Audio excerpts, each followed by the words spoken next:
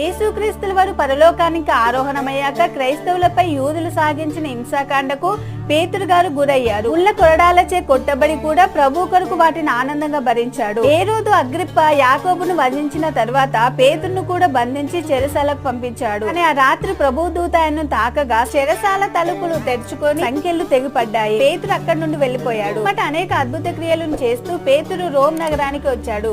అప్పుడు పౌలు రోమ్ లోనే ఉన్నాడు.